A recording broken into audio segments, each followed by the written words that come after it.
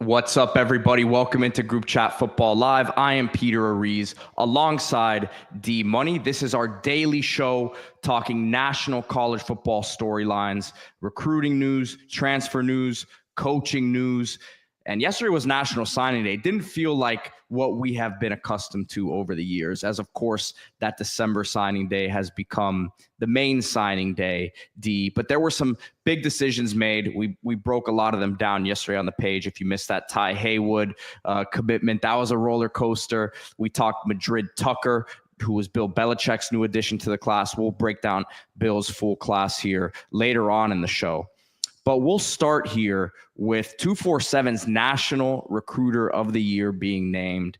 And that's in Oregon. What a staff they have over there. Chris Hampton, the co-defensive coordinator and defensive backs coach, again, has been named 247's National Recruiter of the Year. Yeah, and I think really to me what makes a great recruiter, look, the logo on the helmet or on the polo on the hat helps, right? If you're Oregon, top program, everybody loves the uniforms. They've seen success. They've grown up with Oregon success, probably more so than any other generation. So that makes it a little easier, right? No question.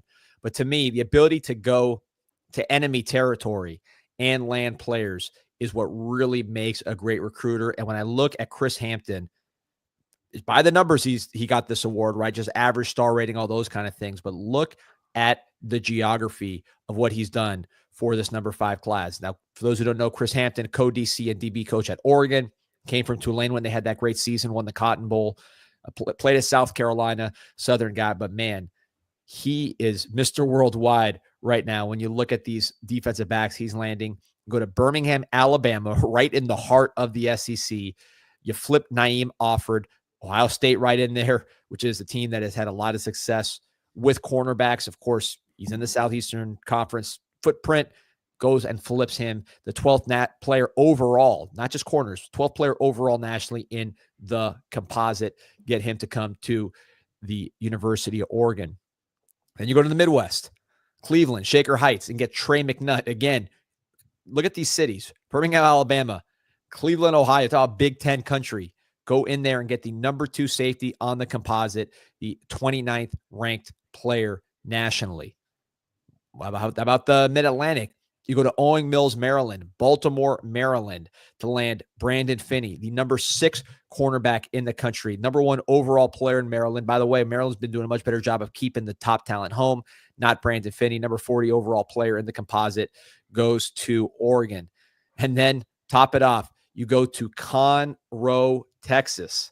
I mean, we're talking about Texas A&M, Texas, all the SEC schools. This is a Houston Metro high school getting Dorian Brew, number 9 cornerback on the composite, number 98 overall. So talk about great recruiters to go to places where you are not the born favorite, right? These kids grew up being exposed to all other kind of schools, highly competitive areas where everybody recruits and where you're traveling the most and getting these guys. I think he deserves this award. Absolutely. I'm pulling up his 247 page here as a recruiter, and you see the guys that you were talking about here. But I mean, this is, and it's cool because this is not an opinion-based award, right? Like you mentioned, it's based on what the rankings were, the guys that you were the primary recruiter or secondary recruiter, you get certain points for, and you see it here, 2 5-star defensive backs, right? And you mentioned where you're getting these guys from, coast to coast here. You got Offord, McNutt, and then you got these 3 other guys who are just outside of that 5-star range. Yeah, I didn't mention Aaron Flowers, another defensive back from Dallas, Texas. So if you're drawing a map and you're saying, what are the most hotly contested areas, right?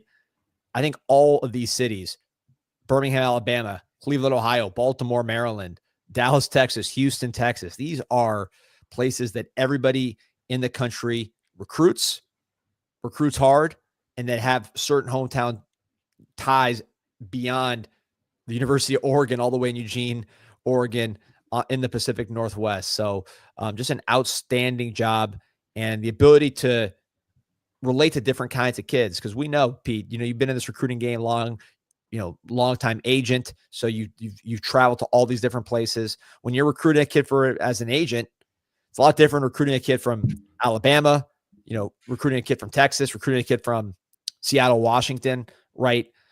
These are all different types of kids because it's different parts of the country.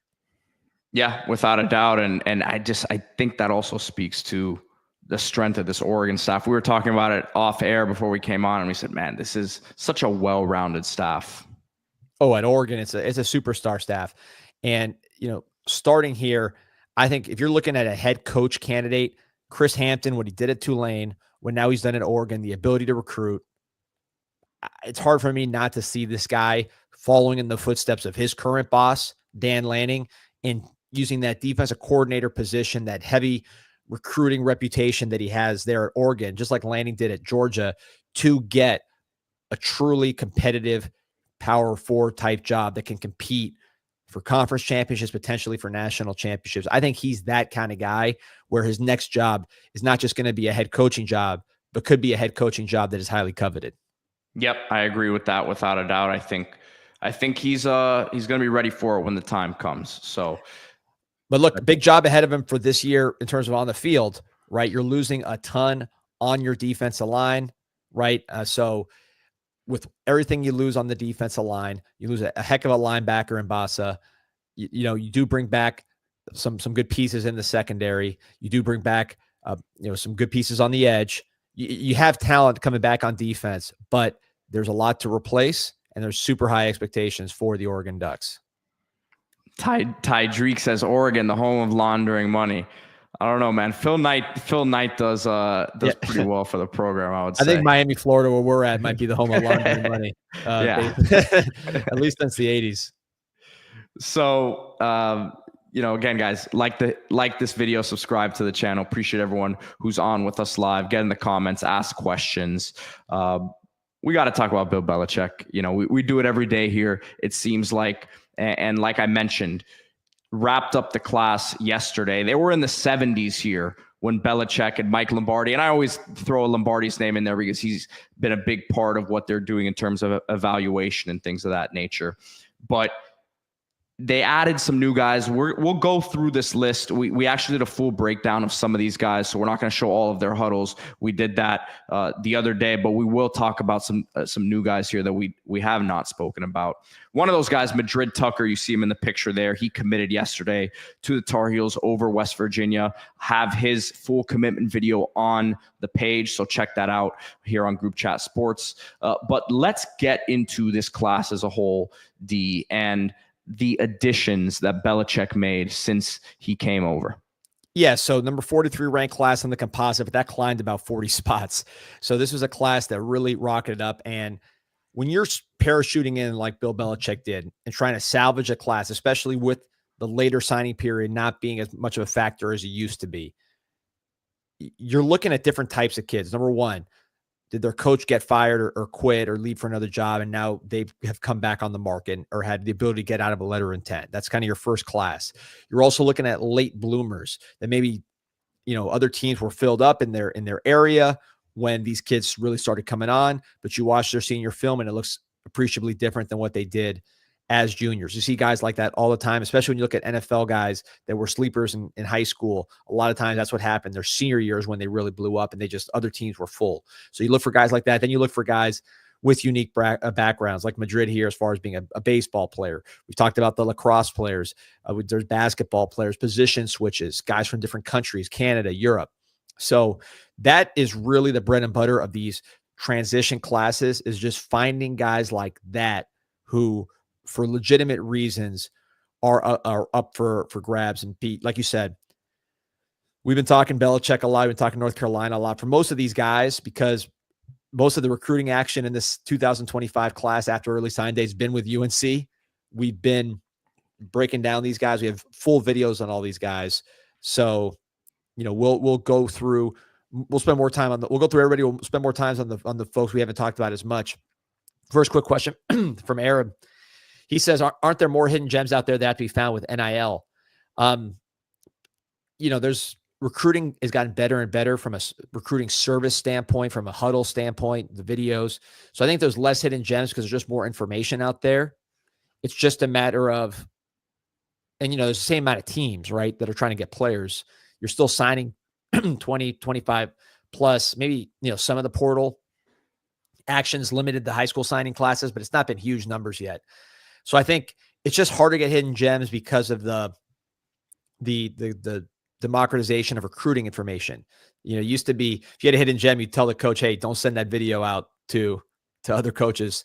You can't do that anymore with Huddle. So these recruiting staffs are way bigger as well. You have entire recruiting departments that are, before it was, especially at some of these smaller or middle tier programs that didn't have the money, and they still don't have the staffs that these Power 4 programs do, but you have to invest in that side of it to be able to scout other teams' rosters as well with the portal, scout obviously the high school part of it. But I think that's why it's not just the money to the players, it's the money that's getting put into the staffs, where there's just more hands on deck in the recruiting, into the recruiting side.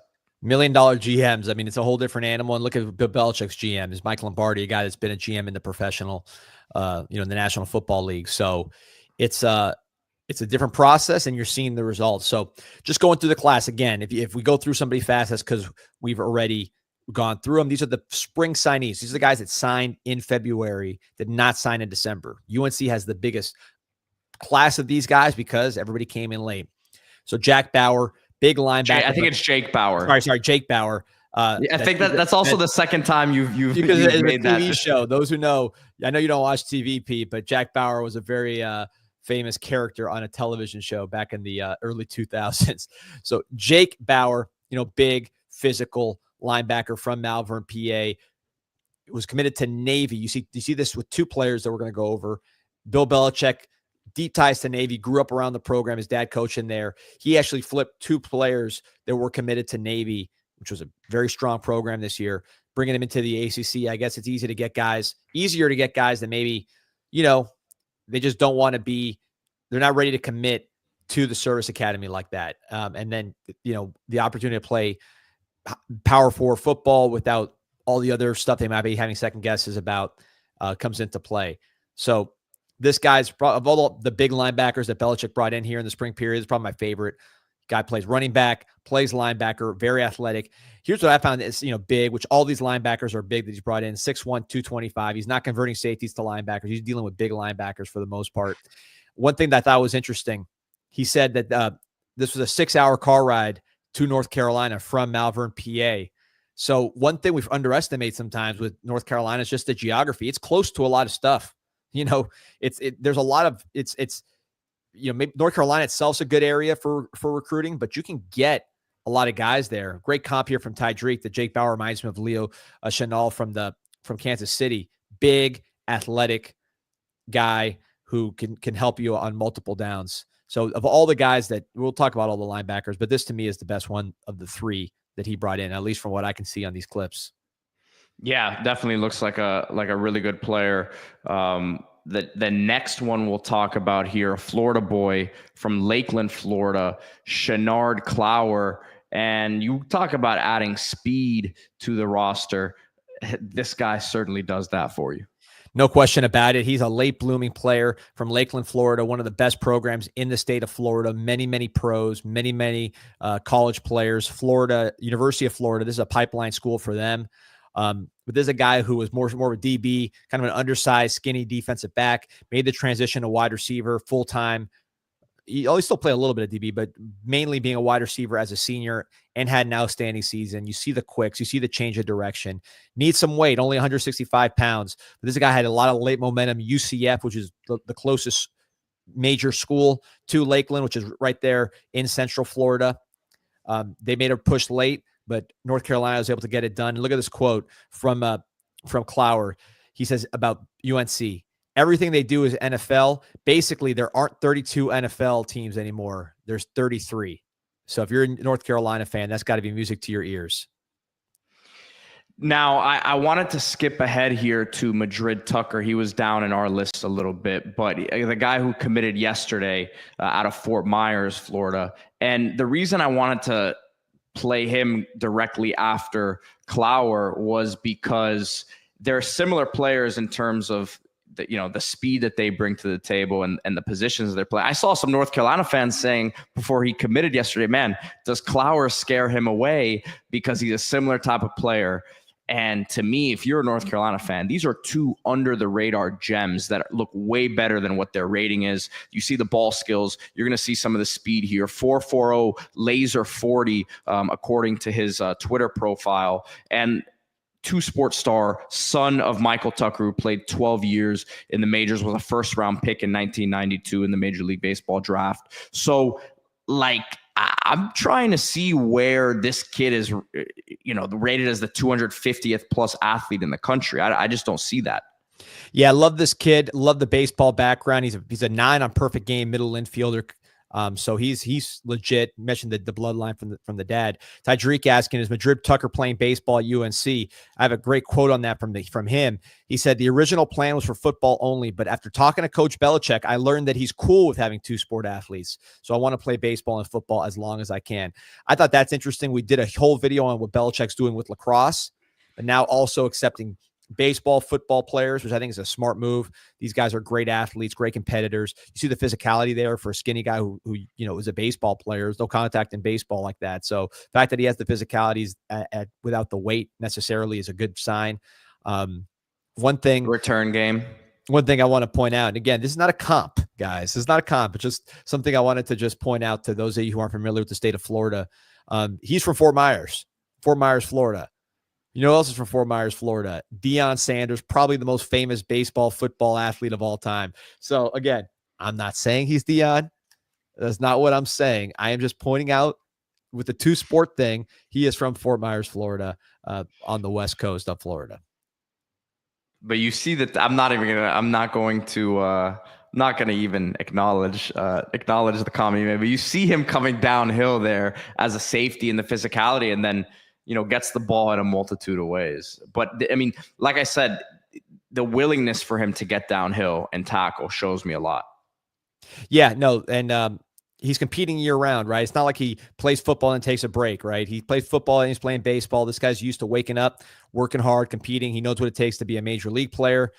I mean, how about this? We look at it. We're going to see Major League Dad in the Super Bowl here, right? With Mahomes. Again, it's just about the work ethic, seeing what it takes to be that caliber of player. I think all that stuff helps with both him and Clower. I think it's the weight. These guys, both these Florida guys, they just need to put on some pounds, but that's not uncommon with Florida athletes, Pete. We've seen it a million times. Probably one thing that's unique about Florida athletes compared to Texas, compared to like New Jersey, Ohio, places like that, even Georgia, they're just skinnier coming out. So add weight on them, they get even better. And it's funny because I was, we have the video of his commitment up yesterday, and during these commitment ceremonies, the high school coaches are, they always say a little backstory about the guy and all that. And part of what his coach said, Madrid Tucker's coach, was that his growth plates still have room, so he's still growing. So he actually mentioned that in his little speech before he made his announcement. So I did find that interesting, that this is a guy, baby face, again, father played in the majors. So this is a guy with some growth potential still. No question. So I'm going to roll through some of the guys we talked about before, and then we'll get to the next video. Tyler Hauser. Again, these are guys we have videos with in the past. Another big linebacker out of Sparta, New Jersey, New York City area.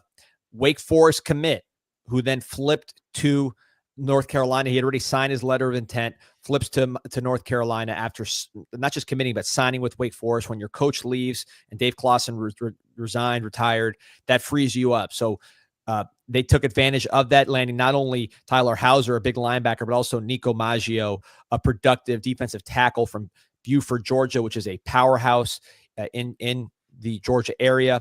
Again, that's part of what you do. You look for coaches getting fired, players freeing open that you didn't expect. Another guy that we covered, Atari Newkirk, really interesting guy from Norfolk, Virginia. High 3-star quarterback, really highly rated by 247, even though he didn't have many FBS offers until North Carolina came calling here at the end. 247, I believe it was Hudson Standish, who does a great job. I heard him on a podcast. He saw Newkirk at a camp and really was impressed with him, the lefty thrower, and put a high grade on him, even though he only had FCS interest at the time. But Newkirk had a growth spurt, grew to 6'3", and had a just unbelievable close to his high school career. In the last 2 years, he was Offensive Player of the Year, back-to-back undefeated seasons, back-to-back state championships in Virginia, 8,838 yards, 114 touchdowns, 72.5% completion percentage. So the growth spurt, the insane production, the camp performance, the nice lefty arm, Newkirk, a rising player. Some other guys, again, I'm just going to go through the guys we've already talked about. Lance Pascal, linebacker, big linebacker from Aquinas. You see the theme here with these big linebackers. St. Thomas Aquinas in South Florida, one of the best, if not the best programs for producing NFL players in the country right now. So there's so many talented players there. A lot of them slipped through the cracks. Even guys that are part-time players get Division I, Power 4 even offers. So there's a 6'1", 225-pounder.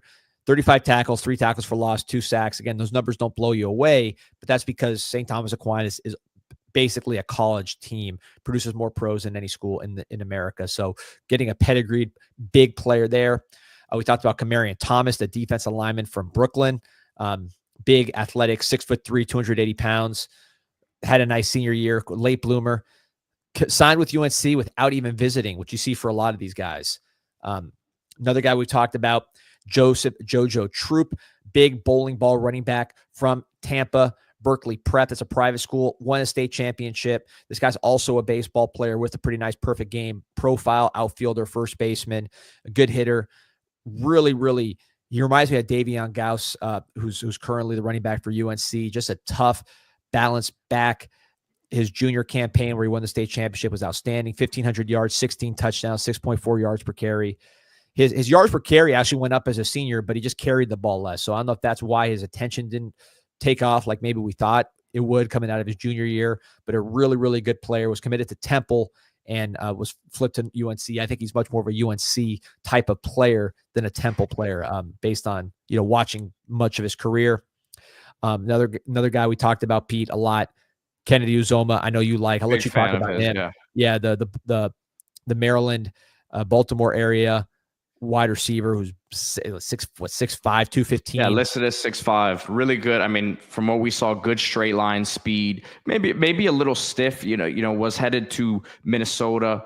Was going to sit out a year in gray shirt and play defensive end most likely, but looks like he's going to play offense at North Carolina. And there's some talk for he's the one who mentioned it, that he's going to play more of a tight end position, more of a receiving tight end spot. He talked about how they use tight ends with the Patriots for years. So we understand that this is just a big, fast athlete who, again, one of these guys that I'm kind of, it's shocking that his best opportunity was as a gray shirt at Minnesota to this point. But yeah, big upside guy. Kicker, I know you love him, Pete, your guy. Well, the name is a winner right there. Gaetano Bartolomeo. So I won't pretend to evaluate the kicker, but he comes in from a great program in Bergen Catholic. So he's not coming from the shallows. Everybody knows where he's coming from and the pedigree there. So switching gears, Pete, to someone who is new to the class. We've not gone over Trey Giddens, a 6'3", 275-pound defensive lineman from Virginia Beach, Green Run High.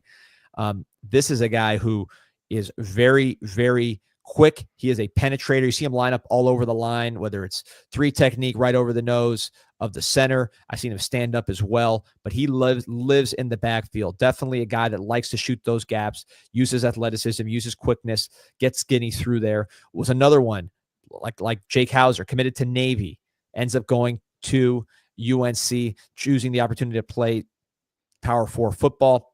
His dad's actually an opera singer and a music professor at Old Dominion, for a little fact.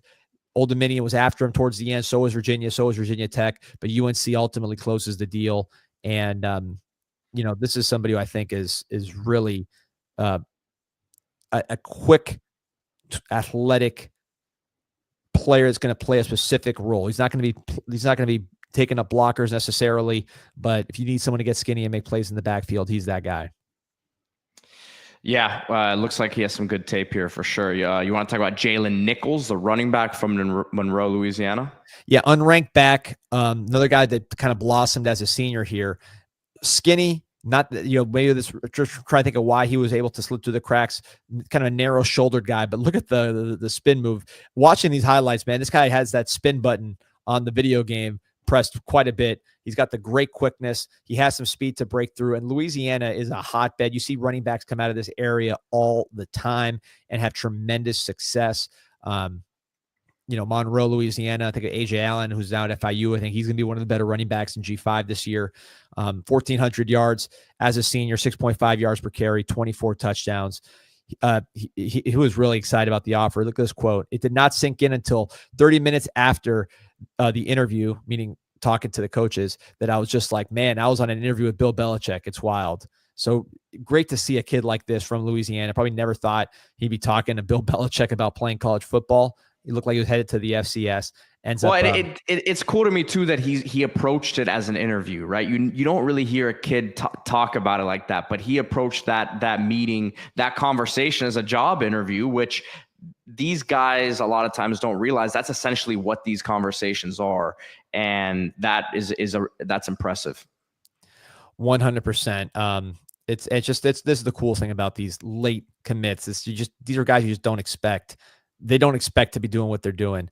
But our guy Tydreek's got his favor, and I want to talk about him. Emmanuel Manny Nwaiwu. Pete, you're the expert. Not bad. That looks about right.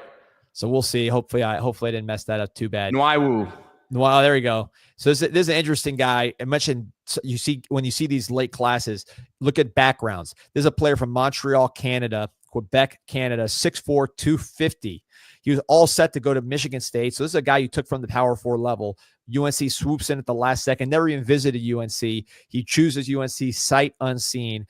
And I think he fits in what we're used to seeing from Bill Belichick's defenses, which is that 3-4 outside linebacker, pass rusher specialist. That's what you see with him, just pass rush after pass rush. I mean, the pictures of this guy, he is jacked. He's got great physique. He has the size. You see some twitch as well. It's going to take some work finishing and doing all the things that you need besides just pinning your ears back and getting after it. But 6 games as a senior, 5 sacks, 7 tackles for loss, an interception, which was a really nice diving interception. You see it here later on these highlights.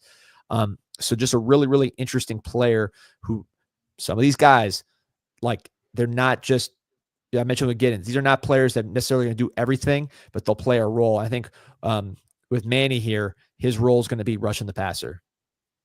Yeah, and he looks like he has some good strength in his hands too, right? I saw him kind of throw a couple offensive linemen to the ground there. We see him playing off the ball as well and playing a little bit in space, but I think him getting downhill as a pass rusher would be what we see most from him.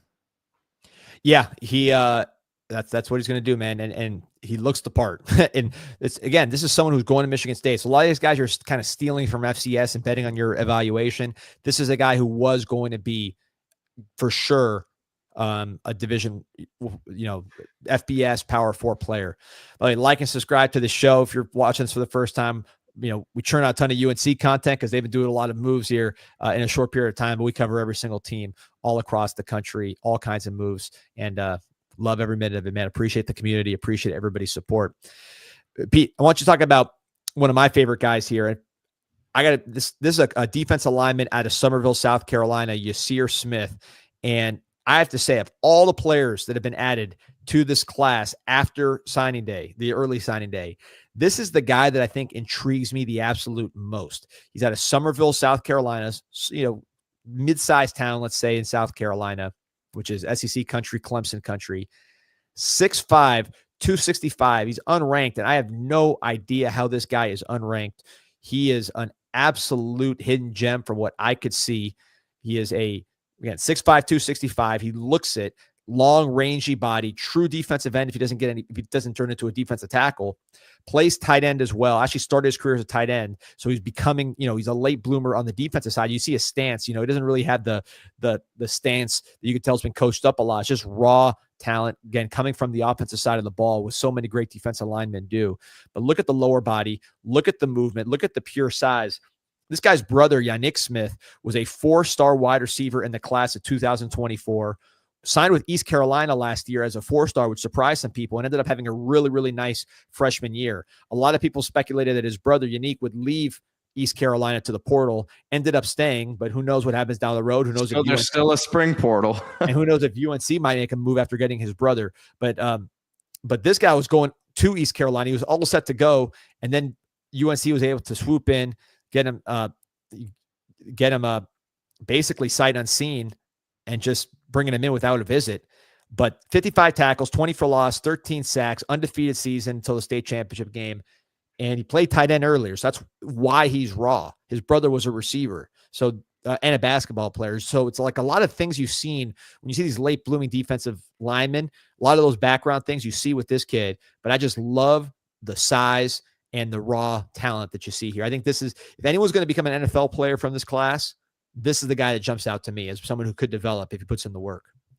Exciting times for North Carolina, man. This is, like we said, a lot of these guys aren't going to blow you away with their rankings, but the body types, the specs, the physicals, and then you get that with the coaching that you expect them to get there in the player development, which, we think should be really, really top of the line. And I know we got to run, but last one I just want to just roll through real quick. Ladarian Williams from Atlanta Metro, Douglasville, 6'4", 311, big defensive lineman. Looks like a two-gap plug-in kind of player for this defense, which needs it. All right. Well, moving along here, a couple more topics to get to at the end of this show here. We will start, though, with the news that broke overnight and was confirmed. Notre Dame, another member of their staff, will be turning over here after the tremendous season with Coach Freeman there. As A-Rob says, it's going to be interesting to see if Freeman can replace all the staff members he's lost. And that's the battle and the struggle with being at the top of the food chain here, as Notre Dame, obviously Ohio State's at the top of the food chain, but Notre Dame, with the season they had, really, really putting themselves in play here moving forward to be a perennial top 3 to 4 program in the country. But their running back coach, DeLan McCullough, is headed to the NFL with the Raiders. And look, this is one where the word was, if Andy Reid or Pete Carroll called, he would make the jump. And that's because his dad worked with Pete Carroll from 2010 to 2017, where his dad, Sherman Smith, was the running backs coach for the Seahawks. So you can't fault him for making this jump here. But if you're a Notre Dame fan, I mean, you got to be thinking, well, disappointing we lose our running backs coach, but we got to think that the secret sauce in our run game is in the offensive line. Yeah, and look, Kansas City coach under Andy Reid. So ever since he was in the pros already, ever since he came back to college, there's been those rumors that he would potentially end up leaving for the NFL. Does that, as did Al Golden going to the Cincinnati Bengals as defensive coordinator. But look, that's a sign of quality, right? That you're picking the right people, that you're giving opportunities, and you're doing the right things and having success and recruiting great athletes that these guys can coach and make them look good, which they already are great coaches. So to me, this is a sign of health for the Notre Dame program. It's not like, well, what's wrong? Why are these coaches leaving? It's a sign of great health. And if you are trying to be the next running back coach for Notre Dame, you're saying, all right, well, Coach McCullough goes to the pros. Jeremiah Love will be my running back that I get to coach. You have probably the best offensive line in the country next year, blocking for the running backs that I coach. I got to think this is going to be the premier job for any running back coach who's not coaching at a higher level than Notre Dame. There's not that many higher levels other than the pros. So, if you're a running back coach in the country and you're having some success and you have a hot name and you're on the way up, I got to think this is going to be a job that gets your attention just because of the fact, the trajectory and the fact that you're going to be coaching probably the best running back in the country with the best offensive line in the country. Pretty good selling point.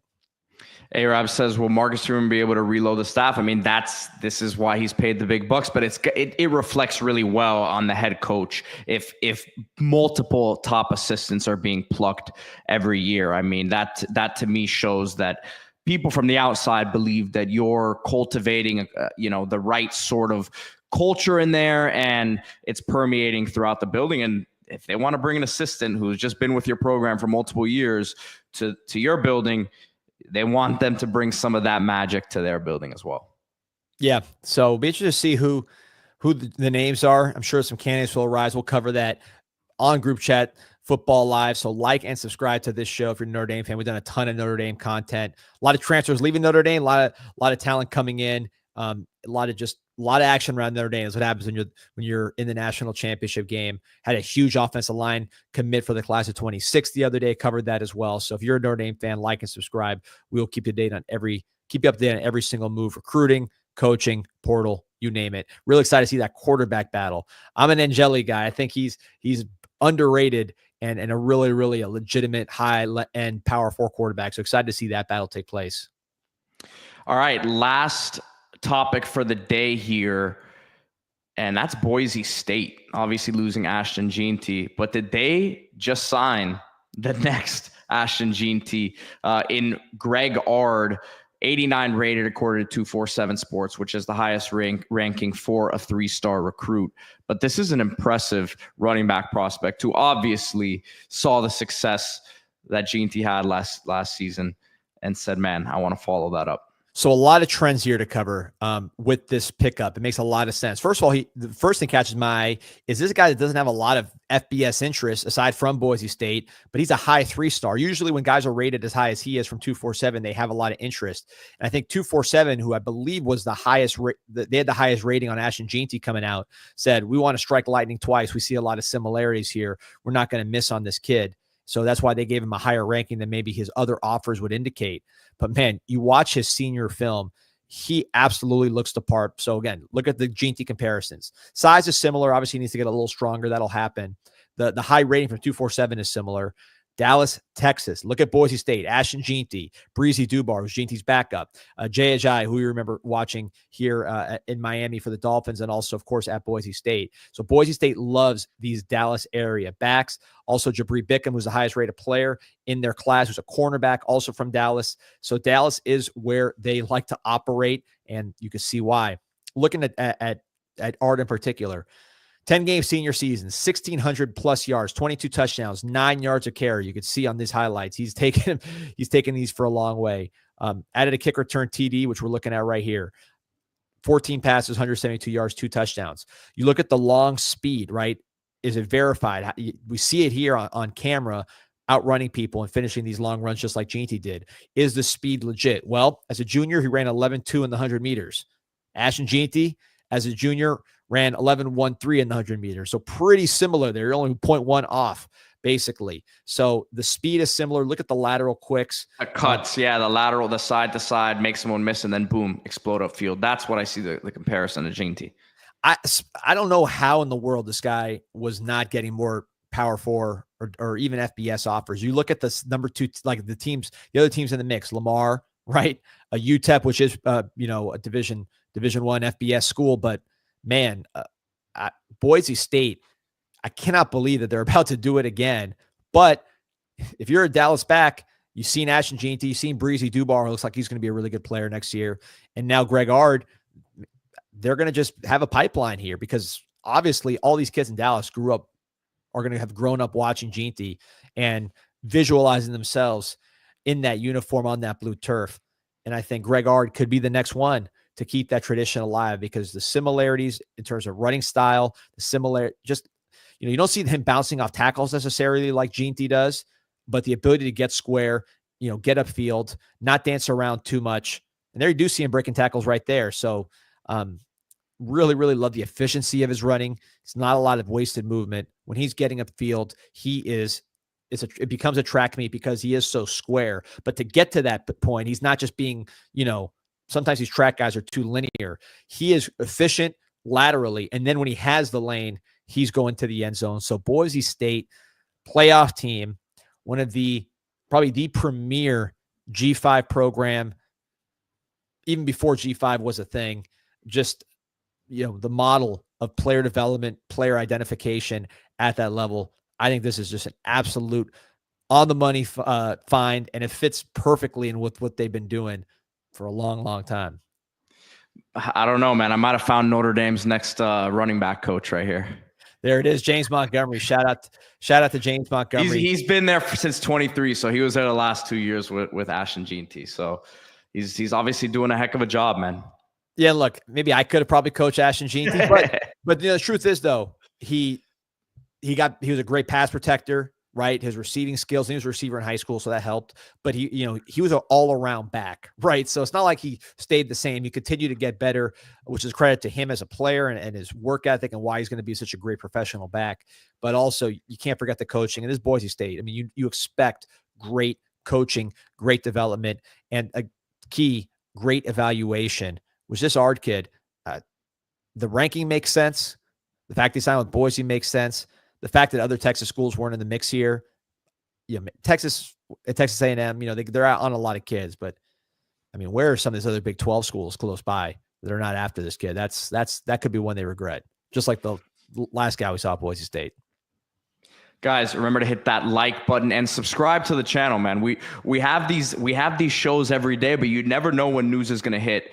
And we may just go live for a stream like we were doing yesterday for some of these signings. So make sure you're subscribed so you get the notifications when we go live. There's no telling when news will break, and we will be around for it here on Group Chat Sports and Group Chat Football Live. Appreciate everyone who was on with us today. See you guys later. See you tomorrow.